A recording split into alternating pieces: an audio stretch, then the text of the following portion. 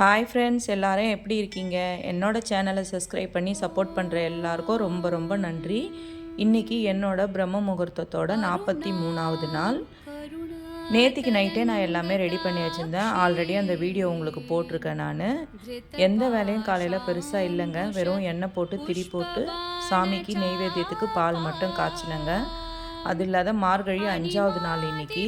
ரொம்ப மனசுக்கு நிறைவாக இருந்தது, விசேஷமாக இருந்தது. மார்கழி மாதம்னாலே விசேஷம் இல்லைங்களா?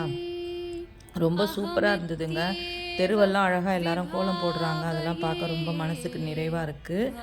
ஒரு சிஸ்டர் கேட்டிருந்தாங்க, காலையில் எங்கள் வீட்டில் எந்திரிச்சு என்னால் போட முடியல, கொஞ்சம் பயமாக இருக்குது, ஏன்னா கேட்டெல்லாம் திறந்துட்டு போக பயமாக இருக்குது, திருட்டு பயம்லாம் இருக்குது அப்படின்ட்டு.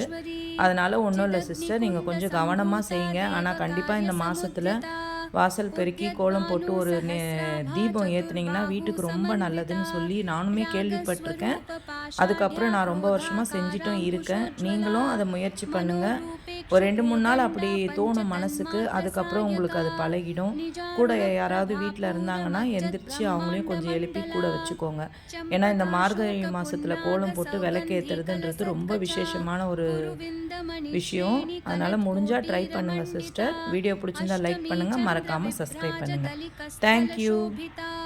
मुखचन्द्रकलङ्काभमृगनाभिविशेषका वदनस्मरमाङ्गल्यगृहतोरणचिल्लिका वक्त्रलक्ष्मीपरिवाहचलन्मीनाभलोचना नवचम्पकपुष्पाभनासा दण्डविराजिता ताराकान्तितिरस्कारी नासाभरणभासुरा कदम्बमञ्जरीकृप्तकर्णपूरमनोहरा ताटङ्कयुगलीभूततपनोडुपमण्डला पद्मरागशिलादर्शपरिभाविकपोलभूः नवविद्रुमबिम्बश्रीन्यक्कारी रदनच्छदा शुद्धविद्याङ्कुराकारद्विजपङ्क्तिद्वयोज्ज्वला कर्पूरवीटिकामोदसमाकर्षद्दिगन्तरा निजसल्लापमाधुर्यविनिर्भर्सितकच्छपि मन्दस्मितप्रभापूरमज्जत्कामेशमानसा